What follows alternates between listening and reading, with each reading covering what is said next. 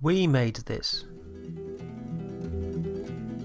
It's true that all the men you knew were dealers who said they were through with dealing every time you gave them shelter. I know that kind of man. It's hard to hold the hand of anyone who's reaching for the sky just to surrender. Who is reaching for the sky just to surrender. And then sweeping up the jokers that he left behind, you find he did not leave you very much, not even laughter. Like any dealer, he was watching for the card that is so high and wild, he'll never need to deal another.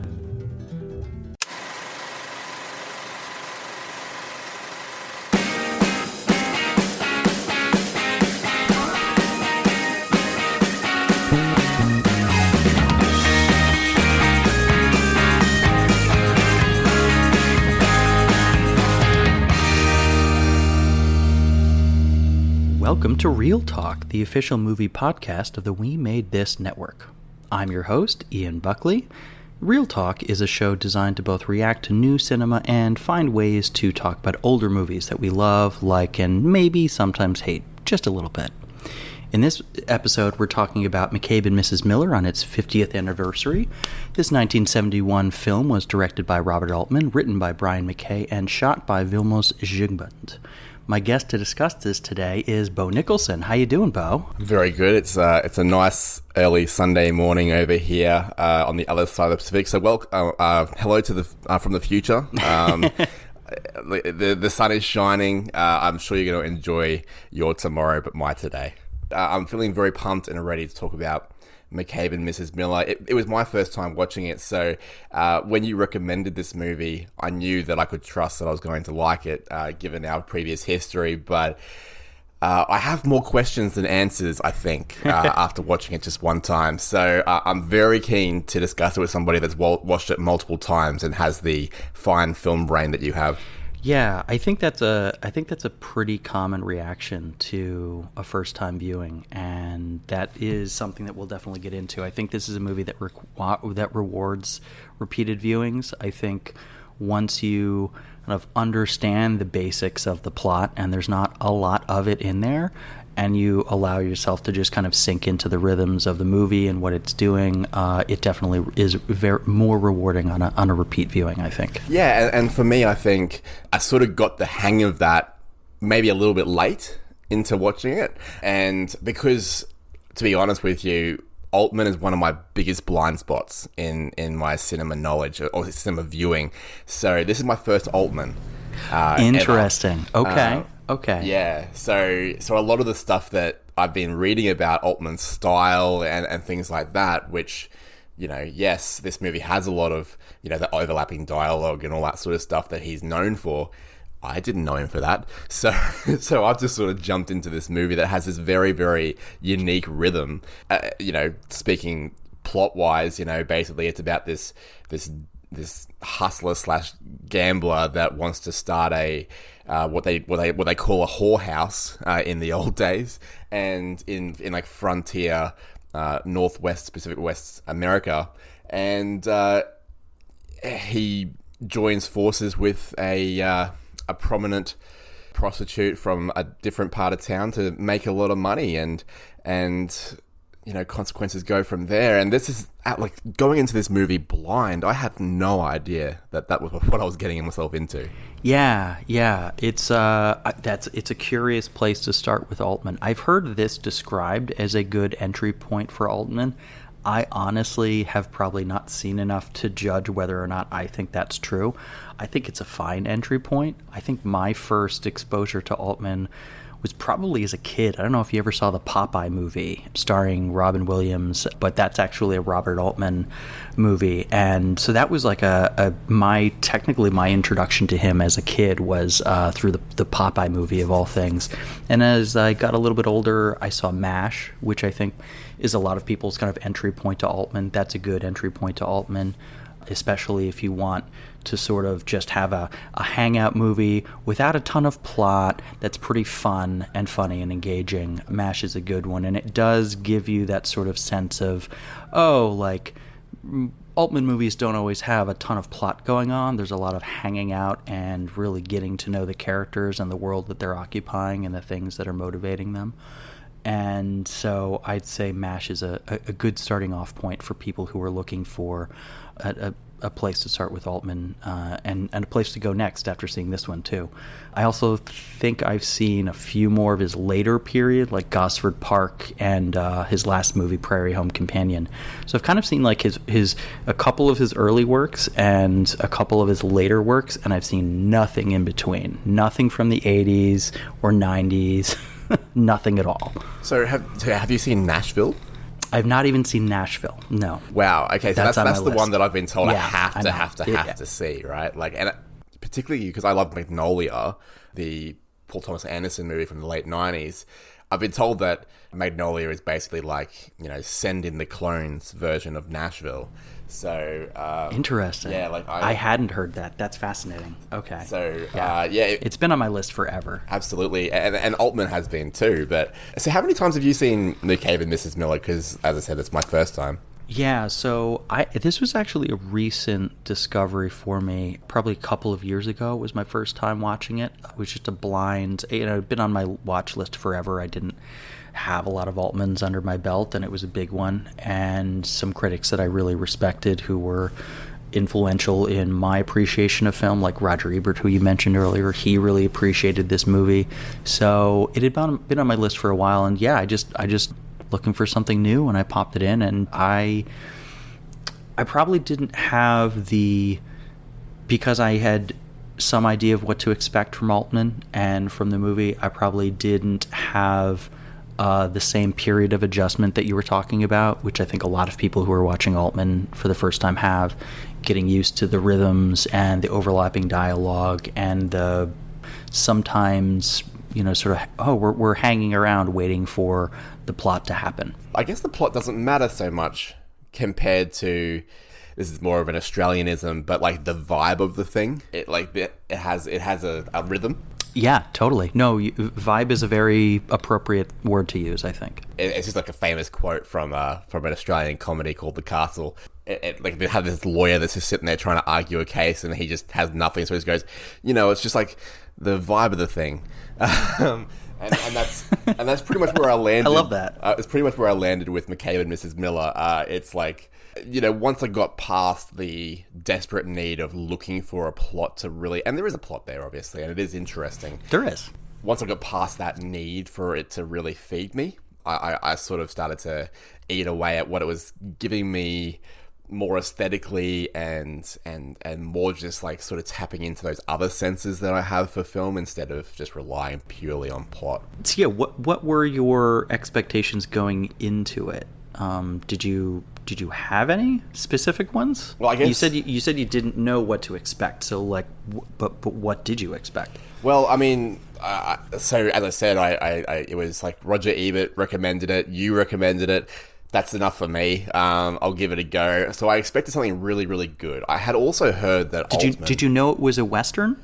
No, not really. That's fascinating. Yeah, or an anti-Western, even as Altman would go to call it throughout the years. I didn't know much about Robert Altman except that he was regarded as one of America's great directors. So I expected quality. I didn't necessarily expect an easy watch because, the way things were after the Hays Code kind of ended in American cinema was that, because like for 30 odd years, American movies had to be a certain way. And then like by the late 60s, early 70s, a lot of movies sort of veered towards, okay, now we can really actually tell stories about stuff that wasn't appropriate, So all of a sudden we've got relationships between people of different races or the same sex, or we have subject matter where like the heroes in quotations are prostitutes and pimps and so it's kind of, and the hero doesn't always win, the bad guy doesn't always lose, like cinema became really, really interesting around this time. So I was expecting something thought-provoking, well-made. I didn't know what to expect in terms of the rhythm that we've discussed or the Altmanisms. But I did expect something good, and it delivered. I think I would need to rewatch it just to really, really catch exactly what everyone's talking about when they call it a 5-star perfect movie. But I think I would if I rewatched it. I'm a bit disappointed that I only rented it digitally and didn't buy it digitally. I'll have to go out and rent it or buy it again, I think, to watch it again. Sure, yeah. Have you ever seen a Western with so much green and rain and snow?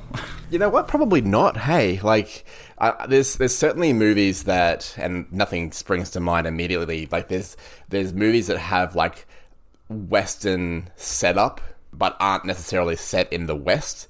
The hero rolls into town, kind of like Seven Samurai, I suppose. Obviously sure. That's in black and white, but it's set in like a forest and a farming area. That's like a Western, but set in feudal Japan. So that would be an example. Sure. But no, you're right. Most Westerns, when you think of Western, you think of John Wayne, deserts, saloons, kicking open those swinging doors. I'm thinking of Eastwood in A Mexican Standoff in The Good, the Bad, the Ugly. Like very dry and kind of deserted landscapes. So it was a bit different to have it set in a forest, in a small town, in the snow, in the rain. Yeah, a little bit different. And as Altman would come to call it, an anti-Western. Yeah, it really does play around with a lot of the sort of notions that are present in your typical Western. And a lot of those are, straight from the book that it was based on, just simply called McCabe. I don't have the author in front of me right now, but large portions of the book are still represented pretty closely in the movie from my understanding. So a lot of that even it wasn't even an invention of Altman or Brian McKay in their work on the movie. It actually was from the original story. This gambler character who comes into town and has big notions of starting a brothel, and everything unfolds sort of tragically from there. Yeah, so you've seen it 3 times now. Is this 5 stars for you, this movie? I mean, it's close. It's very good. It's the kind of movie that even after the first time I saw it, it stuck in my mind for a while. I did keep thinking about it. We can get into the things that I appreciated about it, especially on second and third rewatches. But it's pretty close. It's a very, very good movie. I definitely recommend it. It has this status certainly in the sort of American pantheon of cinema, and Western specifically. It has a really elevated place these days, which I think is well earned. But it isn't easy. It did take a while. Certainly in the States, I don't really know what the reception was overseas, but certainly in the States, it took quite a while for this to receive the appreciation that it now has. I think Ebert was an early promoter of the movie, as was Pauline Kael, a critic for, I think, The New Yorker, and that was kind of it in terms of prominent criticism in support of the movie. It really wasn't.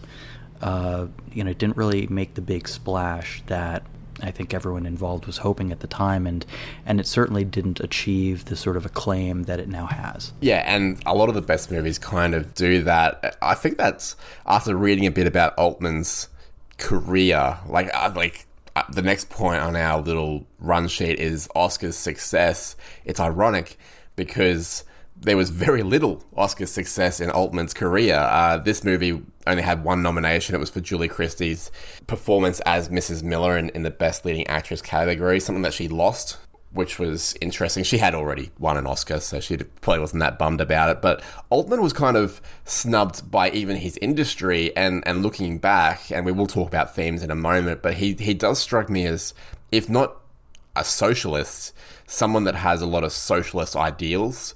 And in America, socialism equals communism, if I'm not mistaken, according to a lot of people. And in Hollywood, people that are setting up awards and basically anointing legacies. The machine that sort of powers all that is a very capitalistic machine, and this movie just felt like kind of very anti-capitalist. So it's very skeptical of the sort of the typical notions and constructions of the American dream. Yeah, he won a Lifetime Achievement Award at the Oscars, basically just before he died at the age of 81. But he did not have much Oscar success. He didn't seem to be, and there's a lot of writing out there that talks about how he intimidated Hollywood, whereas Hollywood's quite an intimidating presence for a lot of other people for various, sometimes criminal reasons. But he was one that sort of stood apart. And this movie,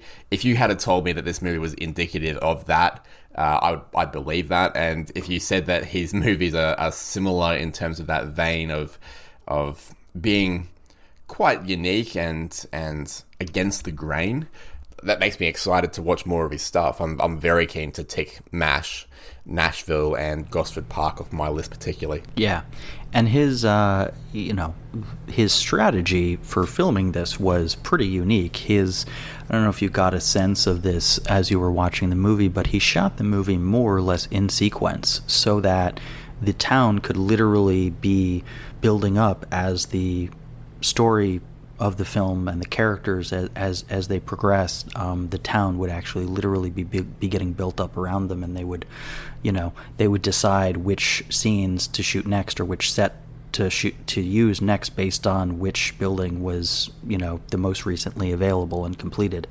So you get this really fascinating sense of time and place and reality when you're watching this, because the town is literally being constructed as the movie was being shot. Yeah, I did hear that, and I also heard that most of the people that were in charge of constructing it were basically hired as extras / crew, and they were people that were fleeing the Vietnam War, which just, again, speaks more to his ideals, I suppose, that he sort of found these people and went, okay, well, instead of having them put in jail or something, let's put them to work. So we're gonna, it's kind of like a mild version of Schindler's List, in my opinion. Like, it's just kind of like, okay, here we go, we've got a list of people that we're going to put to work so that they don't end up punished for their political views, which is like kind of cool. I think it's a nice little backstory. I've got to be honest though, Ian, I'm having trouble talking about this movie without spoiling. So like, it's kind of like I want to like just dive into like how it all goes down. We should dive in so that we can talk pretty freely about what happens. And in Ebert's reviews of this movie, he famously spoils very important things pretty much throughout. And that's largely a reflection of the fact that the plot is kind of not the point of this movie. So, bearing that in mind, we'll just barrel ahead and start spoiling things from now on, I think. Good. He dies. Yeah, he sure does. He doesn't win at all. He dies. Everyone dies. It's well, not everyone dies, but all the people who are principally concerned with killing one another succeed in killing each other. That's true. The only survivors that like are prominent characters, as far as I can see, are Mrs. Miller herself, who dives into an opium dream by the end of the film, and I guess Sheehan. I suppose Sheehan survived. Yeah, everyone, all the townspeople except for the priest survive, and Mrs. Miller is she quote unquote survives, but she is we leave her descending into an opium haze as her grand plans for the future die with McCabe. Yeah, a little bit sad. So I guess the plot of it all, right, is that he has these ideas that he's going to turn his life around. He seems a little bit down in his luck, but someone that sort of pretends his way through things. It's like the kind he's of guy a blusterer. A very insecure kind of character too. So not the kind of character that I'm used to seeing fronting a Western, like the John Wayne, heaps of confidence, that kind of character is not to be found here. This is Warren Beatty. This is the same guy that was Clyde you know, in Bonnie and Clyde. Very famous actor, but he kind of just like disappears into this role as McCabe, I thought. He does. I wouldn't say... I'll agree that he's insecure, but I wouldn't say that he isn't a character that we haven't seen before, at least at first. Like, he's a blusterer, he's a gambler, there's rumors that he's a gunfighter. You know, we learn early on there's a rumor that he's killed a man. You know, he rolls into this town, and, you know, first thing he does when he enters the local bar is he, you know, goes out to his horse, brings in card felt, and sets up a card game, and that's kind of what he is in the beginning of this movie. He's a card sharp, he's a dealer, he's a hustler. He's kind of doing whatever it takes to get ahead in this world, and that is kind of a Western archetype character, and at first, at least, he seems pretty sure of himself. He's bowling people over, he's full of bluster, and then he meets Mrs. Miller, and that's when we really get a sense of, oh, he's used to just bowling people over, and that works. But Mrs. Miller is someone who he isn't smarter than, he isn't more confident than. He can't just bowl over. He can bowl over the rubes who are in town. You know, he can bowl over the townies, but he can't. But you know, he meets his match in Mrs. Miller. And that's something that, you know, when that scene happens, for me at least, you know, realizing, you know, oh, okay, this is a guy who's not actually on top of everything. This is a guy who actually doesn't have all the answers and doesn't know what's going on, and that's much more interesting. Yeah, like she comes straight, like she does. She just like demands food. She out eats him. She out drinks him. She outthinks him. She outplans him and out-negotiates him. She gets exactly what she wants, at least initially, and it kind of emasculates him, if anything, at that point. Like, that veneer quickly just shifts away, doesn't it? Like, with like the sands of time, like, just flies away with the wind, and suddenly we're left with, as I said, this very insecure character. And then you come to realize that, as you said, when he first arrives at that saloon at Sheehan's restaurant or whatever it is, the first thing he asks anybody is that the back door? So he's someone that's already aware of, okay, if shit goes down, how am I getting the heck out of here? Yeah. Like, he's not as confident as he puts forward. And Mrs. Miller is the tonic to remove that veneer, as I mentioned. And it is quite an interesting setup, because the McCabe and Mrs. Miller story is kind of a romance. Like, there is an element of romance. You know, McCabe talks about having poetry in him and wanting her to be sweet without money and stuff like that. And Mrs. Miller has some sort of affection for him, I think. That's the sense that I got for it as well. Yeah, I don't think it's a, you know, I think on her end it is a sort of a possibly a little bit more than averagely affectionate business relationship, and for him there's maybe the possibility of something more. I think he has that, you know, he has that thing in him that I think we see a lot in fiction of the guy who tells himself that the prostitute actually is into him and he's different. I think he's probably, you know, if I had to guess, he's got a little bit of that in him. Yeah, just like feeding the money they made together back into her, $5 at a time every night.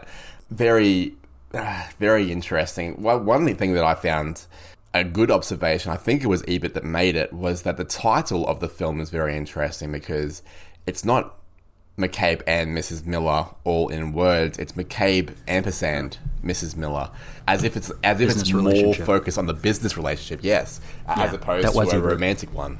That was Ebert, wasn't it? It sure was, yeah. Yeah, and that's a fascinating observation, because once, if that is intended, once you make that observation, it becomes so clear that the main focus of this was business purely, you know, like it's all about business, and that sort of feeds into that capitalist or anti-capitalist ideal as things start to go well at first. Like the businesses are booming, you know.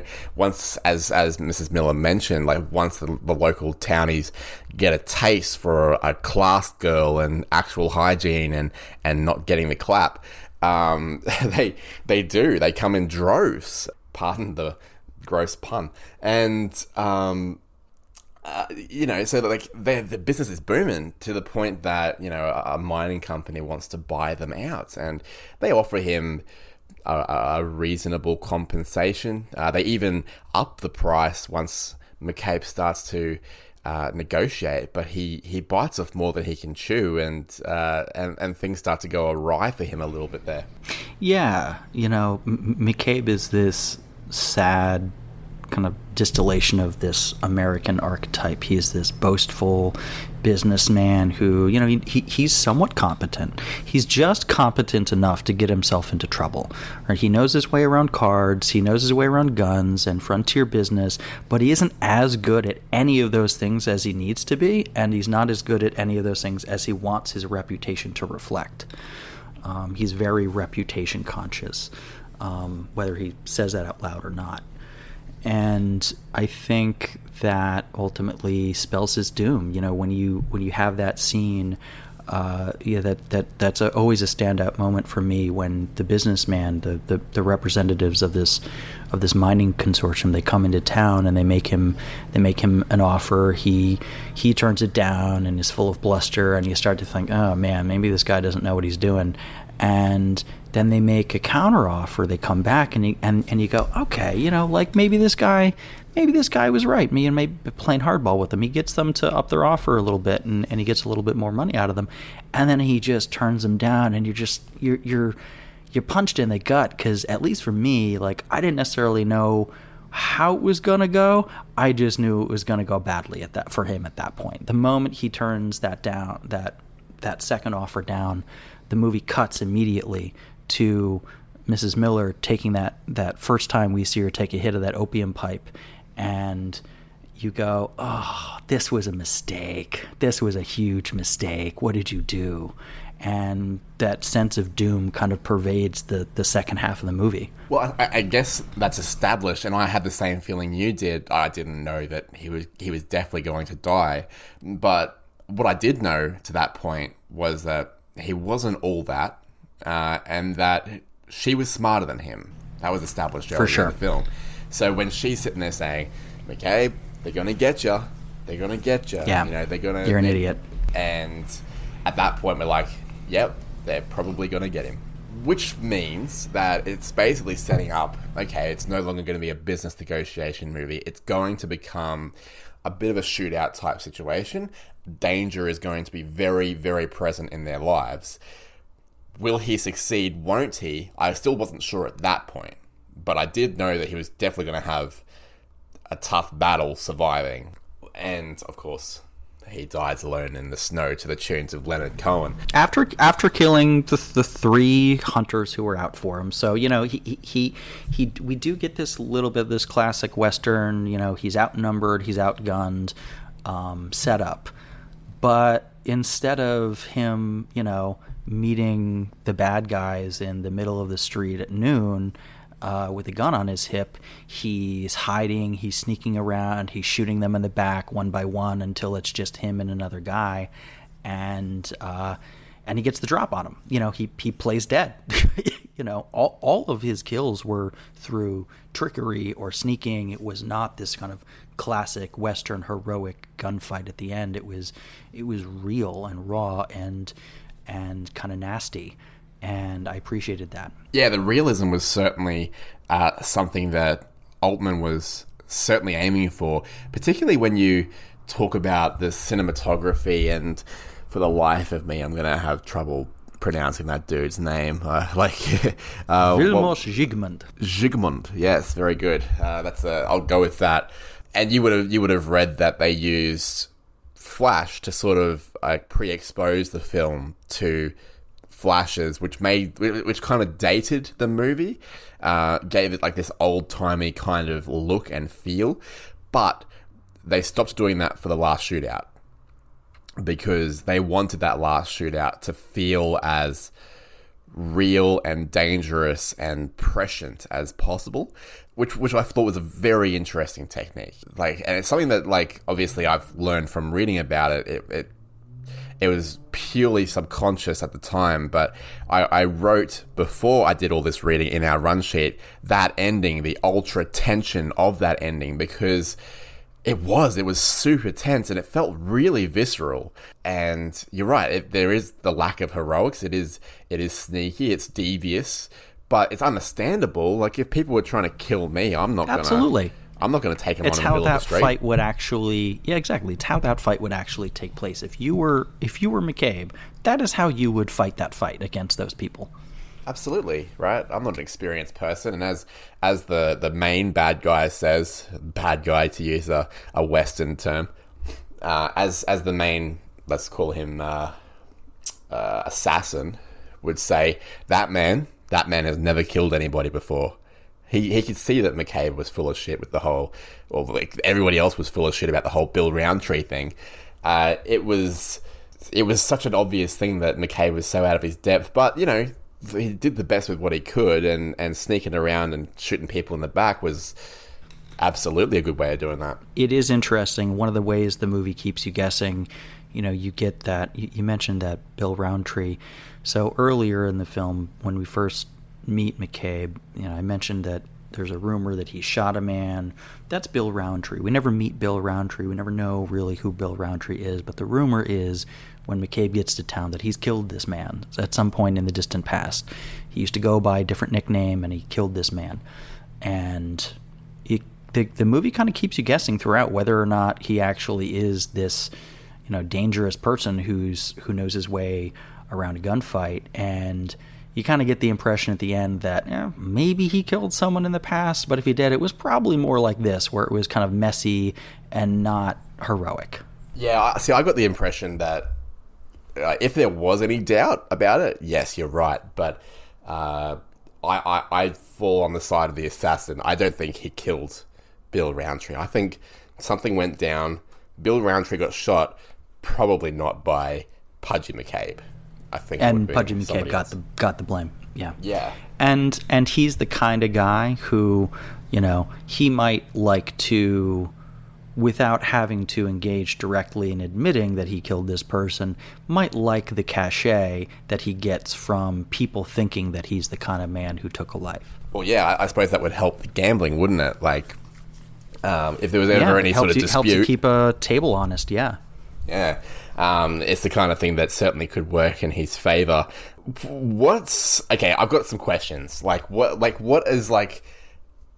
themes are you picking up that Altman's putting down? Because as I've mentioned, there's I think a pretty strong anti-capitalist kind of vibe to the thing. Well, it's certainly suspicious of American-style frontier portrayals of the capitalist system, right? It's you have some of the trappings there that you see in other Westerns. You've got the corrupt mining company who's willing to do whatever it takes to secure the deal, including murder, because that's so much better than paying a little bit more money. Why would we spend money when we could just kill people instead?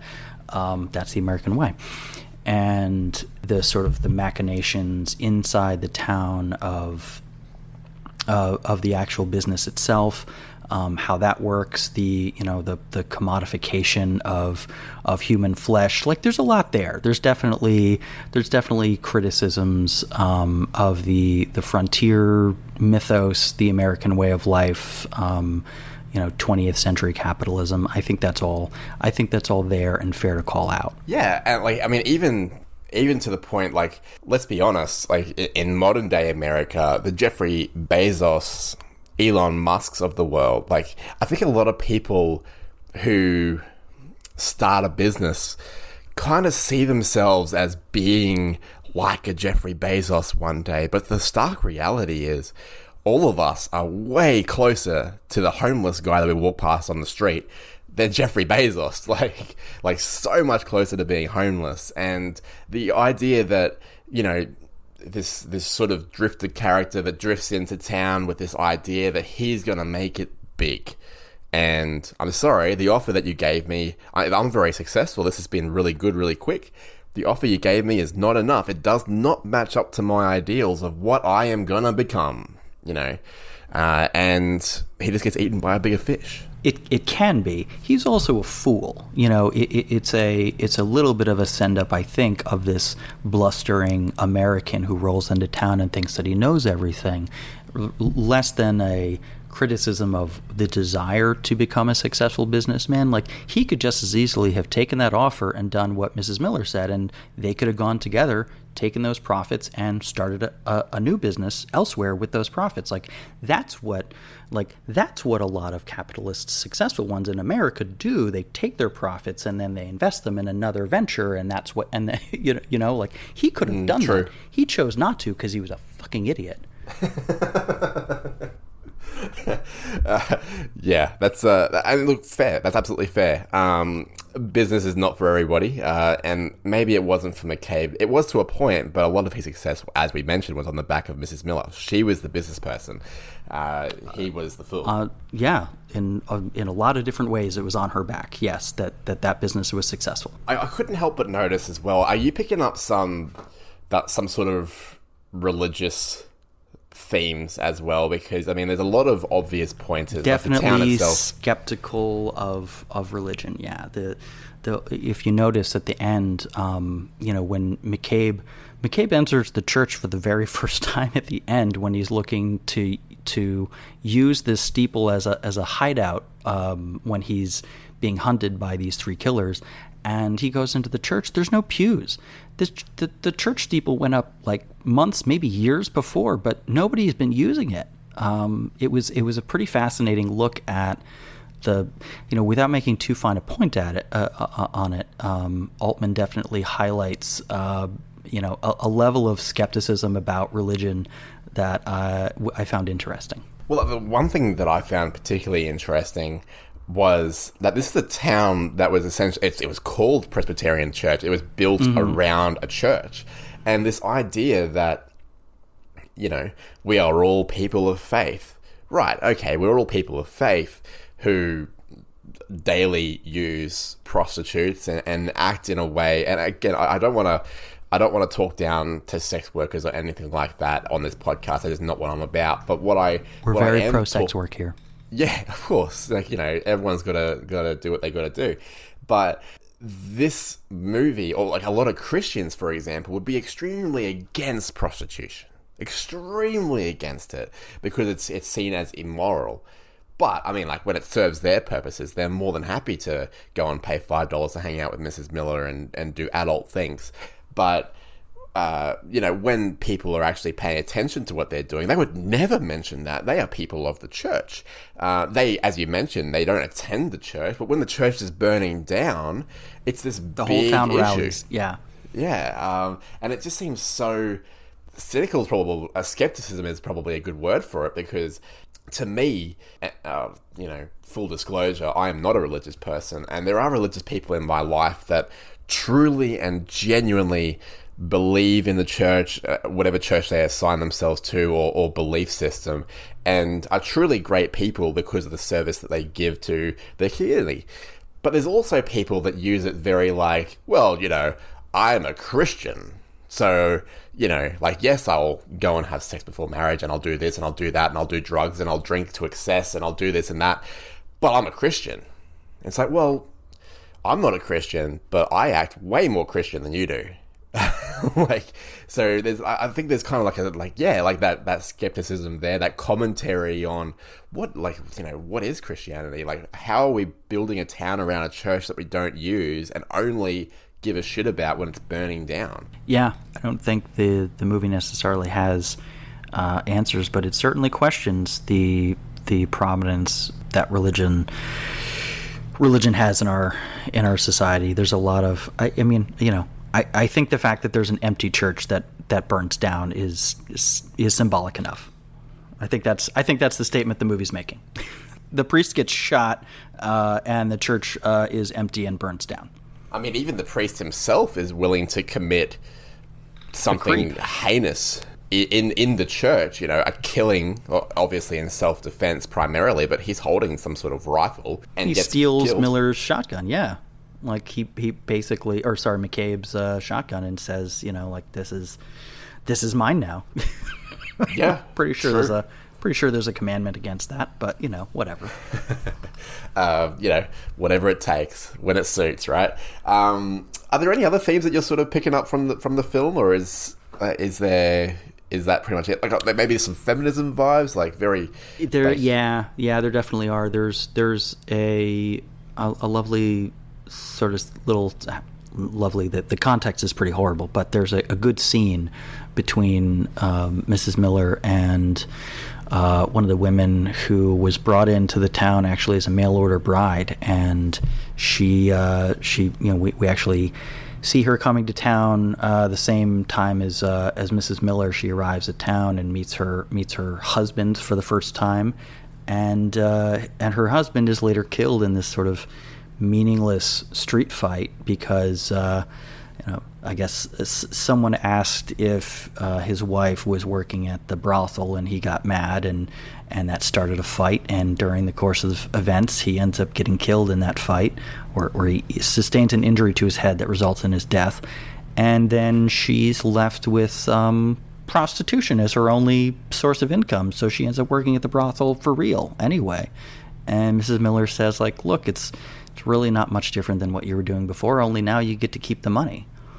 And it's this pretty stark outlining of what the reality was for these women in that time and place. And there's definitely some thematic ground there. And like, I'm gonna ask that the listener hears my words with the sarcasm and irony font, okay? But like, what else is she good for?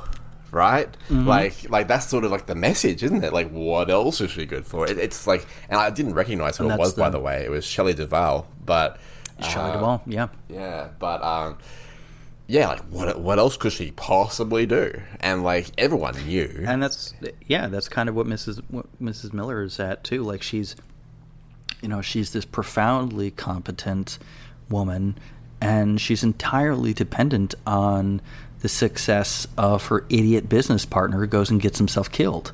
And it's a shame. It's one of the many tragedies in the movie. Because, it's tragic what happens to McCabe and Mrs. Miller. If we go by the old theory that all stories are either a comedy or a tragedy, while there are certainly moments of, as Mrs. Miller would call it, frontier wit, it is definitely a tragedy, the way this story plays out. Like, no one really wins from any of this. Maybe the mining company, I suppose. They're still good. They don't care that these three hired guns died. They got they got McCabe and Mrs. Miller out of the way, and that's what they wanted. They're just going to come in anyway and do what they want to do. Yeah, so they're the only winners in this story, and to me, these sort of like unknown beneficiaries, that's a tragedy. Yeah, for that sure. Scumbag Sheehan came out ahead, played by Renee Auberjonois, for all the Deep Space Nine fans out there. Yeah, the scumbag that sells out to the mining company quickly and early on, he probably comes out fine. Actually, I believe I read that in an early version of the story, I don't know if it was an early version of the screenplay or maybe the book, but that character, Sheehan, actually is the one who kills McCabe at the end. I guess he gets the best of the three killers, and then Sheehan comes and kills him at the end, and then I believe Mrs. Miller kills him in return. So it's a very bloody, depressing ending. Also, so we still got a bloody, depressing ending. That just wasn't the original bloody, depressing ending. But yeah, it was always going to be a pretty tragic end for these characters. Well, with that in mind, with that knowledge, I prefer the ending they landed on, and I think the ending was informed a lot by the actual weather. They didn't know exactly how bad the snow was going to be at the time they were filming this scene, and there is just something kind of strangely beautiful about him just sort of sitting upright in the snow as it heavily falls across his face. Just watching him just sit there, and like, we don't see, the moment in movies where, like, just say goodbye to Aubergine, ugh, you know, and then they just die. Like, we just know he's dead. Like, he's not moving, so he's gone. But yeah, I think I read that was quite like a late change based on the climate, the weather. Yeah, that was actually one of the few sequences one of the few scenes they didn't shoot in sequence. So they had the snow come, and they said, okay, well, let's use it, and so they did. But yeah, it was pretty fortuitous that the snow happened and stayed as long as it did, because they needed it to stay in order for them to get everything done. You know, once they made the decision that they were going to start shooting in the snow and use the snow, they needed it to stay. So, you know, they were like checking the weather every day to make sure it was going to be fine. Pretty nuts. How many Warren? Is it Beatty or Beatty? I don't know. I'm going to say Beatty. I think it's Beatty. Beatty? Okay. How many Warren Beatty movies have you watched that you can think of? This would probably be the 4th or 5th, maybe. Right. Well, in the movies that I've seen him in, he's always been this kind of charismatic, confident kind of character. And in that sense, McCabe is sort of playing very against type. He's also very often clean-shaven. When I see him, very handsome man. He's obviously still a handsome man underneath the beard, but it's not his best look, I don't think. He looks kind of disheveled. So for me, I don't get the Warren Beatty of it all. Or Beatty, sorry. I get the McCabe of it all, which is quite cool. It was one of the criticisms that I had of DiCaprio when he won the Oscar for The Revenant. Like, he's just acting with a capital A, right? But it's so obviously DiCaprio trying to get an award to me. Like, he doesn't transcend the movie. He doesn't transcend his own star power. Beatty, in this movie, I forget that it's him for, like, most of the movie, which is something pretty special, I thought. And probably the same can be said for Julie Christie as well. Like, these are people that just sort of... Like, she's a beautiful woman. And at that time, like, at the height of her power, she was an Oscar winner. A very beautiful lady. But... you know, less beautiful in this movie because she's, you know, a frontier prostitute. So it was interesting. No, not the most glamorous role. It's interesting to see these actors playing sort of against type, but doing it so well and really disappearing into those roles, I thought. Yeah, I think that might be certainly, obviously credit to both of them, but I think that also may be part of the Altman style, at least when it comes to how he works with his actors. He does have sort of a regular ensemble that he tends to carry from film to film, at least during, you know, series of films. He'll do maybe like 3 or 4 films in a row, reuse a lot of the same actors, things like that. And so he has a reputation as being kind of an actor's director. And I think that the lived-in distinctive performances that you get from not just the 2 leads, but also the whole town, really. Like, you get all these little moments with the little side characters of the town, like the names of whom you basically never learn except for Sheehan, and you get these little glimpses into their lives that allow everyone to feel like you're just dropping in and observing these people who actually live in this town and are interacting, and it's sometimes funny, and it's sometimes kind of dumb, and it's sometimes moving, just like overheard conversations often are. So I really appreciated that work that he did with the actors in this. Well, that's interesting because, yes, obviously, McCabe and Mrs Miller are front and center for most of the movie, but I thought one of the most affecting scenes in the film was on the bridge when the young cowboy, who wants nothing but just a good time, gets tricked into a gunfight and dies. And that was terribly sad, I thought. And that's only because he didn't spend a lot of time with that character, but the time that we did spend with that character, we learned to like him. He seemed like a nice guy. He reminded me very much of Derek in Nomadland, the guy that lends Fern the cigarette or the lighter or whatever it is. Just like very happy-go-lucky, kind of nice guy, young fella, just having a good time. No worries. Okay, I'm on my way now. I'm just going to go to the saloon. Oh, wait, I need to get there across this bridge. Oh, wait, I'm dead. Like, far out. Yeah. I think, again, it was Ebert, but I think he said that scene was kind of a microcosm of the movie as a whole.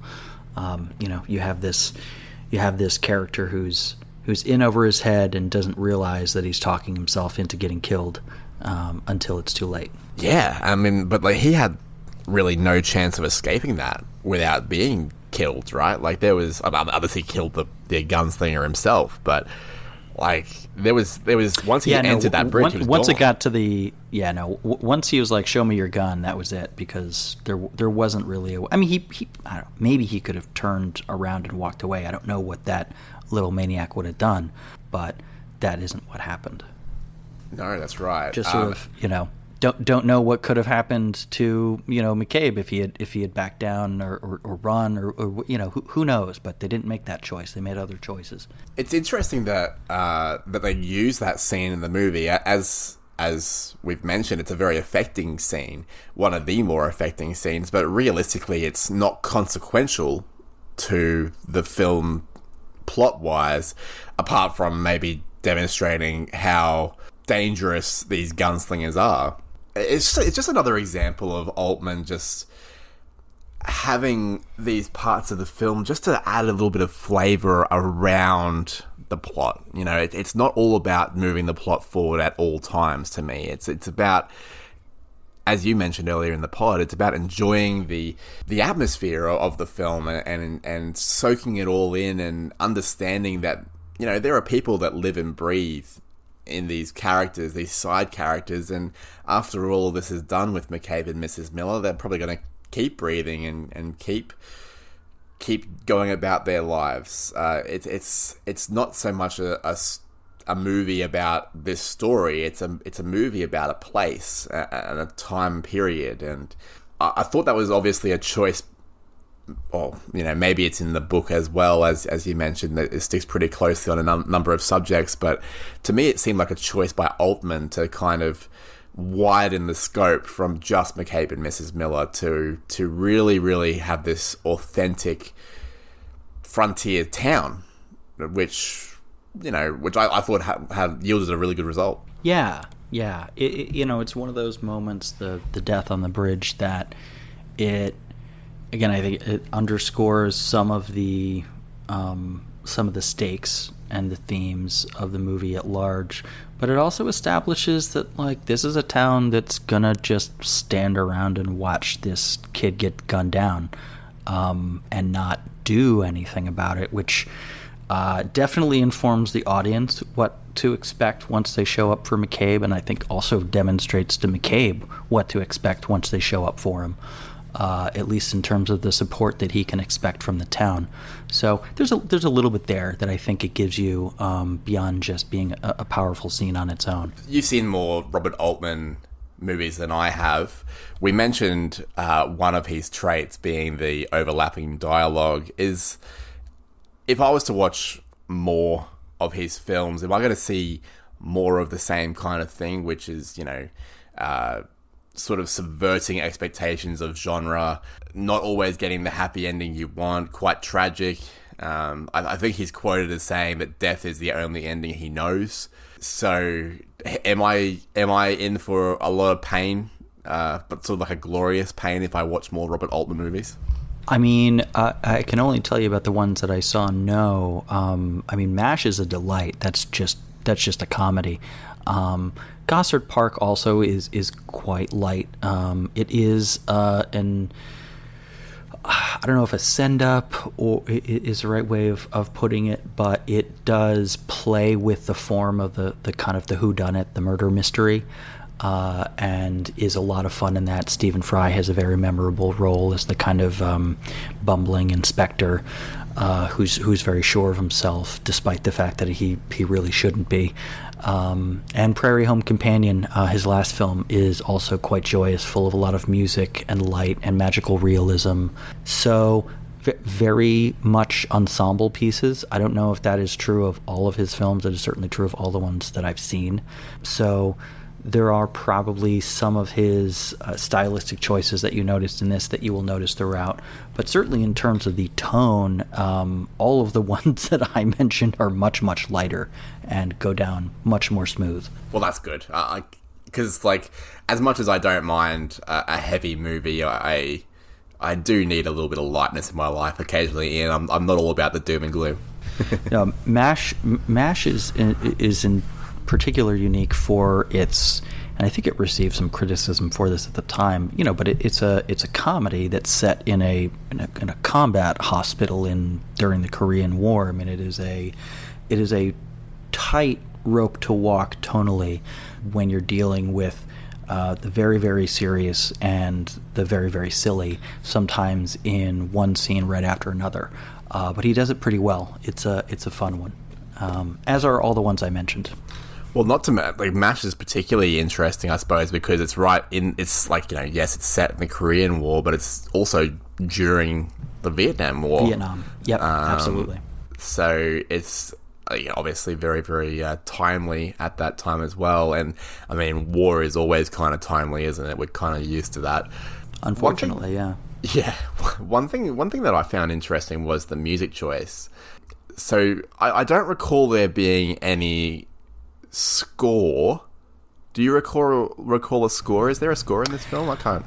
So what he decided to do when he wasn't using the Leonard Cohen songs is to just use diegetic sound. So what you'll see is in some of those tavern scenes, the bar scenes, someone will suddenly start playing like a fiddle or plucking some strings on an instrument. There will be someone playing an instrument kind of in the saloon or in the tavern or whatever. But that's the only score that exists besides the Leonard Cohen songs that he sprinkles throughout. What did you make of that choice? Like, one, for the diegetic sounds, but two, to use 3 pre-existing Leonard Cohen songs? I think it's great. It's hard for me to imagine the movie without them. It's sort of, in a sense, the way... Have you seen The Graduate? Yes. Okay, so this is the way that those Simon and Garfunkel songs kind of become woven into the fabric of that movie, and you can't really imagine the movie without them. I feel the same way about these songs in this movie. It's just so thoroughly woven into the tapestry of the entire experience that I don't really know what the movie would be without those songs. Yeah, interesting. Yeah, I didn't really think of that. Like, while watching this movie, I immediately recognized Leonard Cohen's voice. I didn't know that he did the songs that were used in the movie until I heard the songs during the movie. Oh, that must have been a very pleasant surprise. It was a little bit. I'm a little bit of a Leonard Cohen fan from back in the day. But I didn't make that link to The Graduate, which is interesting because The Graduate's, a top 50 movie for me. I love The Graduate. And I did love that usage in The Graduate. It's something that's not really done very much anymore, wouldn't you say? Like, having just like one musician just make... No, and it was funny because I don't know who approached who, but Leonard Cohen basically just offered the use of the music because he really liked Robert Altman's previous movie, which I haven't seen, Brewster McCloud, and so he basically was like, yeah, I really like this movie, so sure, you can you can use my music. And then sadly, he had a sort of a very similar reaction to a lot of people on the first viewing of the movie, which he didn't really quite connect with it. And he wasn't the biggest fan of McCabe and Mrs Miller when it first came out. And then he later grew to reappreciate it. But Altman was always a little bit sad that Leonard Cohen didn't like his movie very much. Leonard Cohen's human after all. I never thought of him as human, but yes, I suppose he would be. Yeah, it's something that, like, I can't think of even a recent movie where the most recent movie that springs to mind is Batman in 1989, just using a bunch of Prince songs. But even then, they had score from Danny Elfman. This one, yeah, quite unique, but something that dates the movie somewhat because Leonard Cohen was a bit of a deal around 1971.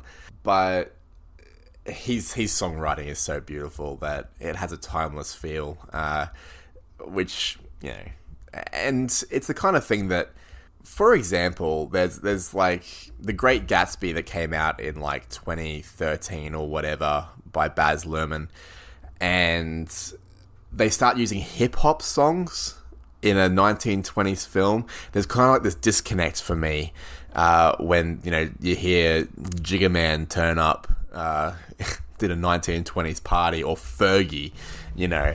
Isn't that sort of Baz Luhrmann's thing, though? Didn't he do that with like Moulin Rouge and stuff like that? Yeah. Did he Romeo and Juliet? He did. Did he do Romeo and Juliet? Is that the one I'm thinking? Yes. He did that one. That was a lot of contemporary music too, right? Yeah, like a modernized version of When Doves Cry. Yeah. That's sort of his thing. Actually, I haven't seen any of those, except for Moulin Rouge. I've seen Moulin Rouge, but yeah. Romeo and Juliet was also a modernized version of Romeo and Juliet, so that wasn't that crazy, but like, it just, there's a kind of a disconnect when you use modern music to like older images. It feels kind of weird, but in this sense, I could totally believe that Leonard Cohen would have been a 1900s songwriter. You know what I mean? Yeah, like, it could also be that I would believe if you had told me that these songs were written for this movie as opposed to already existing. Because of how well they fit. Yeah, I know I'm just a station. I know I'm not your lover. As McCabe is coming to terms with the fact that Mrs. Miller, he's just a stepping stone for her getting her life back to normal, or as she wants it. It's not the romance that he thinks it is, and that's just like the lineup on that is just like it is as if it's written for it. I assumed it was actually until I read that it wasn't. Yeah, that's how you know you did a good job with your music supervision. So you've mentioned that it's not quite a 5-star movie for you. Why is that? What's stopping it from being a 5-star? I don't have a thing in particular that I dislike about it. It could be. It really is one of those movies that like I mentioned earlier, it stays with me after I watch it. And yeah, I can't really point to a particular shortcoming, other than it can take a little bit of time to kind of get into the rhythm, and get into what it's doing. But I don't really consider that a bug so much as a feature. That's a good way of putting it. I think it's deliberate, right? Like, you know that Altman's planning all this. He's planned the look of it. So, like, if for example, you know, you wanna look at a really bright and flashy movie, then, you know, go watch La La Land, right? Which I love. I'm not slighting La La Land. It's a lovely looking film.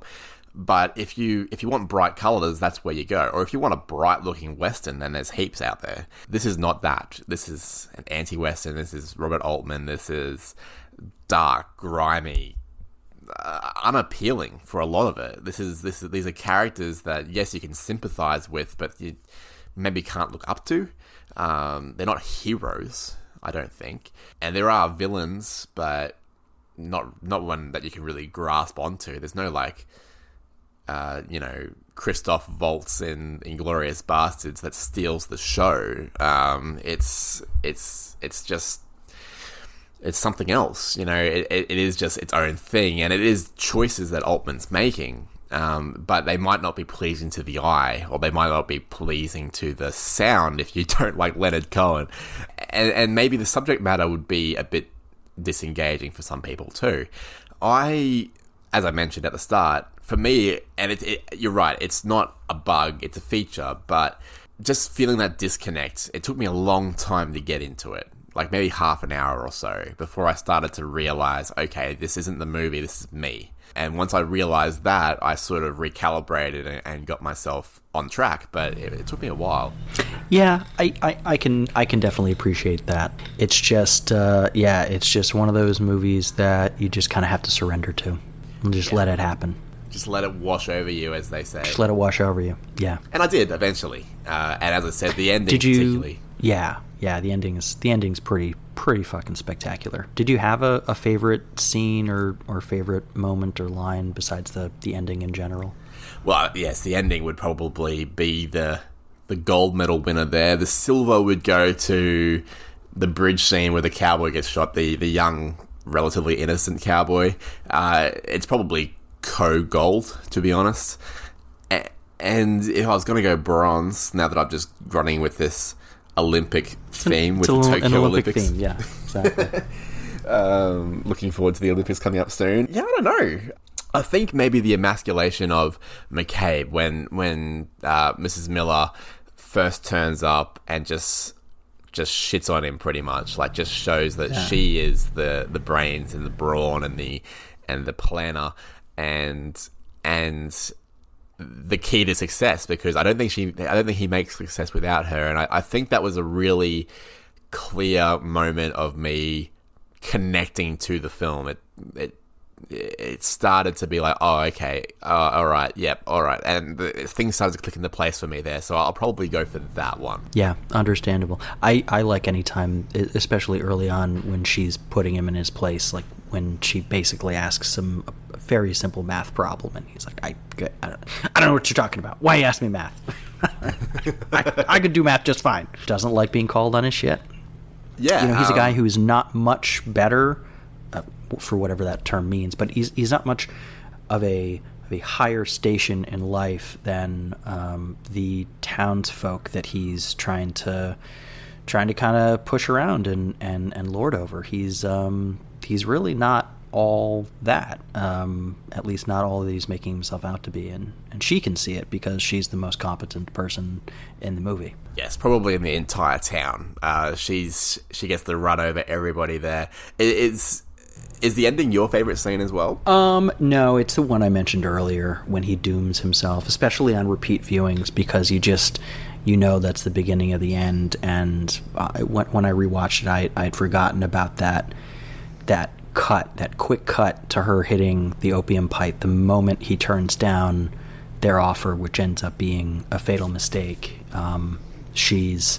She's right there with the opium, and at the end, as he dies in the snow, she's right back there. So for me, I think, especially on repeat viewing, it's that scene, that moment. Yeah, it's interesting that like the ending and the bridge scene are the action scenes, so they're the ones that are going to be the most crowd pleasing. You and I have gravitated towards a couple of moments that are very indicative of character and very, very important to the outcome of the film. Mine being, it sort of sets the film in motion, like really, really sets it in motion, and yours being, well, it starts the descent, really triggers it. And it's interesting that we sort of landed there, and I think Robert Altman would like our choices. Put it that way. I feel like he would have been most proud of those scenes compared to maybe the action scenes. I could be wrong. I don't know the guy, but yeah, like it just seems like he would have put a lot of love into the writing of those nuanced moments. Yeah, and I know that they found some of those moments like on the days as they worked, and it's a testament to the whole team that worked on this movie that everything just came out looking and sounding and feeling the way that it does. Absolutely. One thing we like to talk about is the MVPs of these movies. Now you just literally mentioned that basically everyone is pulling their weight, so maybe this is a pretty tricky one. Where do you land on that, I suppose? Who's your MVP? I mean, probably Altman. I think if it's a having to pick one person, the director, especially one with as strong a reputation as he has, it makes sense to me. He was the sort of organizing vision behind the whole thing, so I'd have to give it to him. Yeah, I think considering the fact that it's like some of the best things about this film are the atmosphere that it creates, that credit has to go to Altman. It just has to. Obviously, there's a lot of people that contribute to that, but he's the one with the vision. I do want to give a shout out to the two leads, Beatty and Christie, because as I mentioned, they just disappear into this movie and become McCabe and Mrs Miller. And I think without, like, they have the star power to draw an audience an audience that may have been unwilling to sit through it, and particularly initially, as we mentioned, it can be a hard watch. And they do play against type, but they've got enough star power to draw an audience and draw people into it, but enough skill to produce these nuanced characters with the help of the writing and the director, obviously, which was just a delight. And once I found my rhythm, I really, really enjoyed watching them play around with these characters, and like, you know, McCabe talking about this poetry that he has in him, and Mrs. Miller just being so like sharp as a tack. Good stuff. I guess, anything else? Yeah, I don't know. Like, I think we sort of covered everything. Most of my questions have been left unanswered, but like, I mean, like, you know, you helped me sort of fill them out a little bit, but that's kind of the point, isn't it, when it comes to movies like this, is that we're not meant to have all the answers about what Altman was trying to say, and maybe it's better if we come to our own individual conclusions. So, I mean, apart from those questions that may never be answered because he's now passed and can't answer them, I guess I don't have much else to say about McCabe and Mrs. Miller, but I do want to thank you for kind of twisting my arm to watch it. I will say, if you are looking for answers to some questions, I don't know what the sort of home video situation is for this movie in Australia, but at least here in the States, the DVD or the Blu-ray that I have of the movie has Robert Altman's commentary track on it, which is quite informative. He actually just talks about the movie. So if there is a physical media option that you have available that has the commentary, you might find some of your answers there too. Oh, that sounds brilliant. I love when a director does the commentary and actually like doesn't get into the whole, oh yeah, this reminds me of this day when Warren was just such a prick, you know, like none of that sort of stuff. Well, I guess that's probably it. So yeah, what should we do? Let's plug our pods. Why don't you go first? All right. So if people dug my, I wouldn't say insights, let's say questioning of Robert Altman, they can listen to more of my stuff, obviously right here on Real Talk. I'll be here a bunch, a lot of the time with you, Ian, which is, we're becoming a bit of a dynamic duo. I am the Robin to your Batman, but apart from that, you usually host these. I don't know how that works. Yeah, it's funny, like I host, but like it'd be kind of like Robin would host a party and Batman would walk in and everyone would be like, Batman. So that's too funny. No one wants to talk to what was his name? Chris O'Donnell. Everyone's about George Clooney or Val Kilmer. Val Kilmer. Another place that you can listen to me, I've got a couple of other podcasts, but the other We Made This podcast is called Pretty Fly. It's a 90s nostalgia podcast. We just dropped an episode about Rugrats, of all things. You did. I listened to it. I meant to mention it. Oh, did you? Did you? I did. I apprecied it. Yeah. Oh, cool. I was a big Rugrats fan growing up too. I should have paid more attention to the fact that you guys were doing that. I would have given you a sound drop, but yeah, it was a lot of fun. Oh, we didn't actually advertise that one because Dan organised Mark in the background because they're good buds. They talk all the time. So I didn't have the chance to advertise it. Otherwise, I'd have. Oh, no worries. And you featured in our Big Lebowski episode. I did. I appreciated you getting the drop in there. Sorry, I was late with that. No. That was completely cool. Thanks for doing that. So yeah, Pretty Fly, a 90s nostalgia podcast. We talk about a whole bunch of things. Very soon, we're talking about Dookie, the Green Day album, and in a couple of weeks, we'll be talking about. And this is a bit of a spoiler alert, but I'm planning on making Dan watch Before Sunrise, the Richard Linklater 1995 movie, which is an absolute delight. And it's something that Dan probably won't like very much. So I'm very interested. Really? Yeah. I'll be interested to see what he thinks. Yeah, he's a very fast cars, dinosaurs kind of guy, and having two people talking about feelings for 2 hours is probably not his cup of tea, so I'm very excited to subject him to it. That's outstanding. It's really what we should view podcasts as opportunities to subject other people to things that we want them to watch. Exactly, and that's the regardless whole idea of whether or not they will like it. Yeah, like I've subjected into the Rugrats, which he hated. So that was fun. What are you up to at the moment, podcast wise? So coming up later this year, we're going to be starting We Are Starfleet back up for our season 4 coverage of Star Trek Discovery. That is our We Made This Network Star Trek Discovery podcast. I'm also here on Real Talk, as you guys can all tell. I will definitely be popping up on more of these in the future. I think Bo and I currently have a discussion tentatively scheduled to talk about Walkabout for that film's 50th anniversary, so that'll be coming up soon, as well as a few other things, I'm sure. I've also got a Star Wars podcast called The Way coming out later this year to coincide with the Book of Boba coming out in December, although the podcast will probably launch sometime in the fall. Well, that sounds very exciting. Thanks for hosting today, and thanks for, by the way, also twisting my arm to watch Walkabout. I haven't watched it yet, but once I do, I will feel a lot more Australian than I already do. Yeah, I figured I had to go with it, given that you're an Aussie, and honestly, I haven't seen that movie in its entirety in probably about 15 years or so. So it'll be an interesting revisit for me as well. Great. Well, I'll look forward to seeing you there. Thanks for having me, man. Yeah, of course. And thanks, everyone, for joining us for another episode. And remember, we are part of the We Made This podcast network. McCabe and Mrs. Miller is not all we're going to be discussing, so we'll give you a taste of what you might have missed on the network in just a moment. We'll see you next time at the movies for more Real Talk. So, Bo, thanks. It's been real. Oh, doesn't it feel good saying that last little bit? It's not bad, I'll tell you that. Elsewhere on We Made This.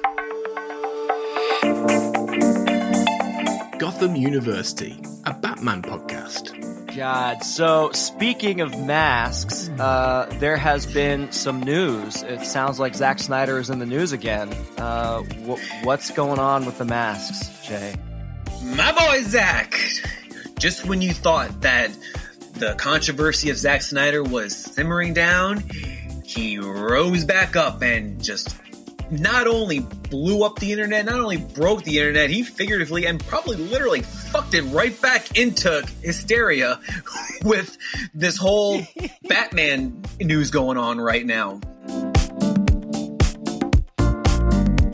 We dig music. I recently watched the movie that came out recently of the book about all the black metal scene. Oh, yes. I actually have that book. Lords of Chaos, that's it, yeah. I watched the Lords of Chaos That's movie. the one with Macaulay Culkin's brother in it. Yes. Something like that. It's really good. And where they really, really pissed off Varg by casting someone Jewish to play him. Which is always a good idea. Yeah. Always piss off Varg McCann if you can, because he's a f***ing bellend. Not scared of you, Varg, even though you stabbed people fucking 27 times. And got caught on a train with a rocket launcher Yeah. at one point. He's a bit of a bellend. A little bit racist. A little bit questionable. Yeah, just a bit. Uses papyrus as a font of choice. And that's his worst crime. 100% is. I'm not even joking. Like, he's done some bad shit, but papyrus, unfucking acceptable. Beautiful. We Are Starfleet, a Star Trek Discovery podcast. Oh, look at Garrick. You know, he looks so cute in this.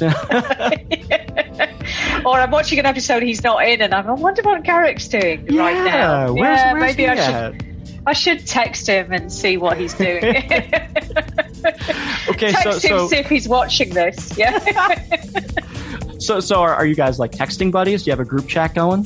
Pretty much. Yeah. It's a bit alarming, particularly when I accidentally get CC'd on the Obsidian Order chat. But Check out all of these shows and more on the We Made This podcast network.